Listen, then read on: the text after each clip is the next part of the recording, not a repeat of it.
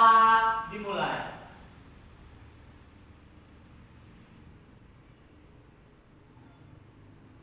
Berdoa selesai. Oke, anak Bapak, sebelum masuk materi, Bapak akan mengabsen dulu kehadiran anak-anak Bapak satu persatu. Oke, yang pertama di sini ada Abdillah, Intan, Cantika, Cendikia, Ajeng, Jenny, Freddy. Mana Freddy? Oke, hadir ya Freddy. Budi, mana Budi? Oh, itu Budi di belakang. Ya, hadir Budi kan? Hadir. Oke, Zainal, Sani, Jubaida. Oke, bagus. Ternyata anak Bapak dalam hari ini memiliki kondisi yang sehat sehingga dapat hadir semuanya. Bagus. Bapak kasih jempol untuk anak-anak Bapak semuanya. Oke, sebelum materi yang hari ini Bapak bahas, Bapak mau bertanya dulu. Materi kita yang kemarin itu mengenai apa? Ada yang masih ingat tidak? Mengenai bahasa Indonesia. Topiknya apa? Temanya apa? Dan apa yang kita bahas? Ayo, siapa anak Bapak yang bisa menjawabnya? Ayo angkat tangannya. Ya Budi, apa yang pembahasan kita kemarin tentang bahasa Indonesia? Bagus, tepuk tangan tuh Budi. Ternyata Budi masih mengingat apa yang Bapak bahas kemarin. Oke, selanjutnya siapa lagi yang bisa? Ayo, ya Cantika. Oh, bagus. Tepuk tangan ke Cantika. 2 jempol ke Cantika. Dia lebih mengingat lagi. Bagus. Siapa lagi ada yang bisa? Oh, Jainal. Ini yang terakhir ya. Kita kasih Jainal. Apa kemarin pembahasan bahasa Indonesia kita, Jainal? Ya, bagus. Oke. Tepuk tangan dulu untuk semuanya. Ternyata anak-anak Bapak masih pada mengingat pembahasan kita yang kemarin. Dan di materi yang kali ini ada kaitan dengan pembahasan kita yang kemarin.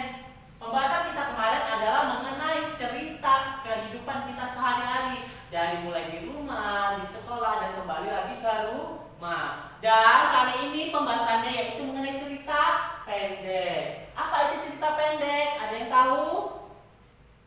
Oke, di sini sudah ada Bapak tampilkan cerita pendek. Menurut KBBI atau Kamus Besar Bahasa Indonesia, cerita pendek yang berisi tentang kisah cerita yang berisi tidak lebih dari 10.000 kata.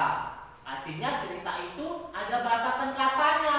Kalau sudah lebih dari 10.000, maka cerita tersebut bukan cerita pendek. Oke? Ngerti anak-anak? Ngerti Pak? Bagus.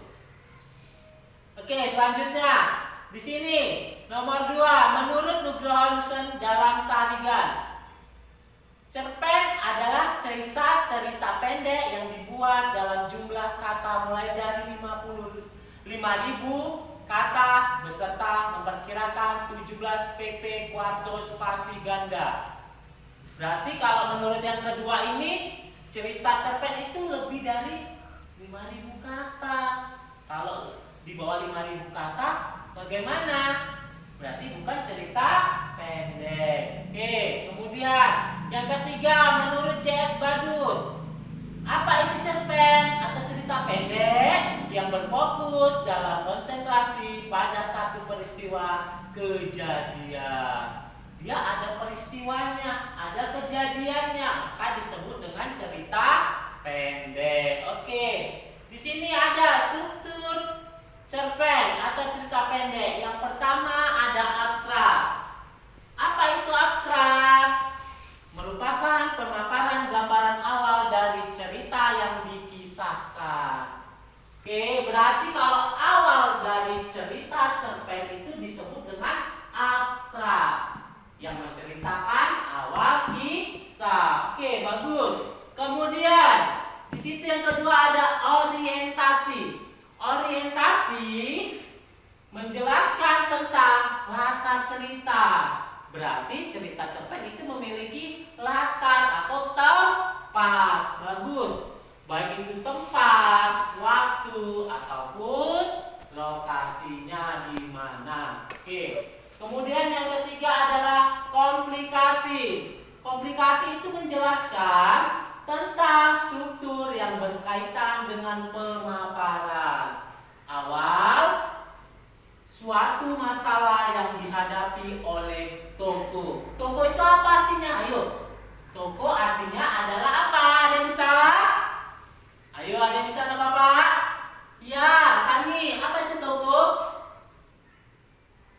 Bagus, tepuk tangan Sani.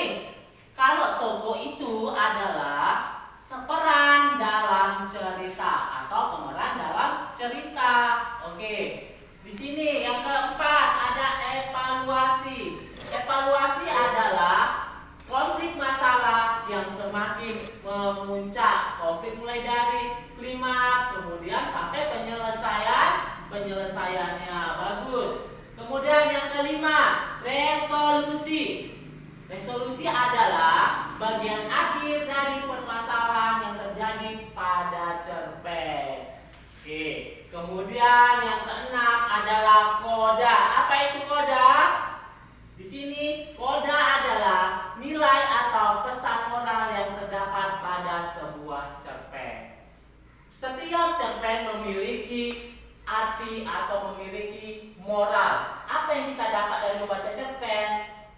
Nah, seperti itu. Jadi jangan sampai salah lagi. Kalau cerpen itu memiliki nilai moral, maka disebut itu cerpen yang baik. Tapi kalau tidak memiliki nilai moral yang baik, maka cerpen itu disebut cerpen yang tidak mencerminkan nilai moral baik. Oke.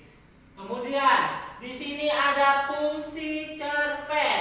Apa aja fungsi cerpennya? Lihat di papan tulis. Di situ ada fungsi rekreatif. Apa itu fungsi rekreatif? Yaitu sebagai sarana penghibur atau sebagai hiburan bagi para pembacanya.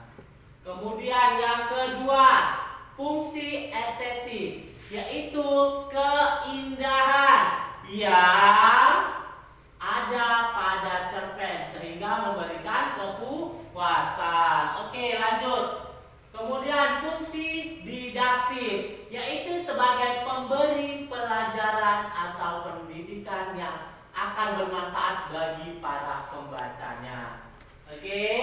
Kemudian yang kelima, yaitu fungsi moralitasnya, yaitu nilai moral berdasarkan isi cerita cerpen.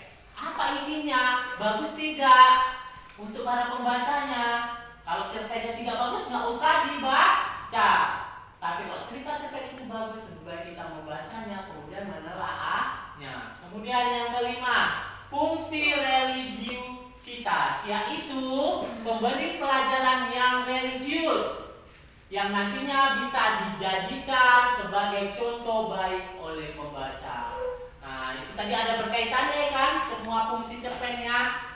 Ada yang untuk religius, artinya untuk kamu menghadap kepada Tuhanmu, atau tentang moral tadi, perilakumu, sikapmu, sifatmu. Oke. Kemudian ciri-ciri cerpen itu bagaimana, Pak? Nah, di sini kita jelaskan. Ada namanya bersifat fiktif. Arti fiktif itu apa? Berupa karangan. Karangan berarti kalau kita mengarang. Mengarang berarti mengimajinasi kita, menggunakan imajinasi. Oke, bagus. Kemudian di sini di dalam cerpen memiliki cerita yang singkat. Singkat tadi kayak mana? Ayo, ada yang tahu nggak? Singkat berarti padat. Singkat berarti ceritanya tidak panjang. Benar? Oke, bagus. Kemudian cerpen memiliki diksi atau penilaian kata yang tidak rumit. Kalau cerpen itu ceritanya atau kata-katanya gampang-gampang, mudah-mudah, dapat dipahami.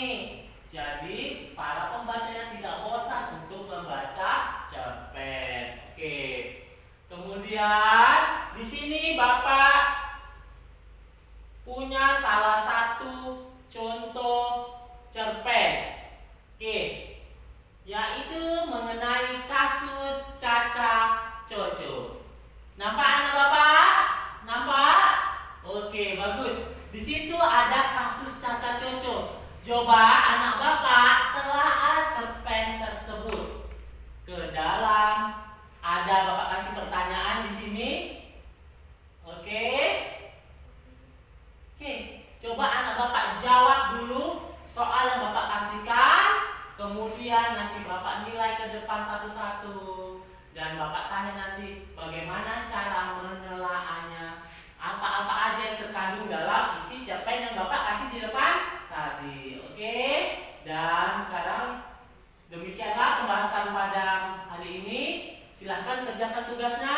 Dan Bapak sudahi dengan Assalamualaikum warahmatullahi wabarakatuh.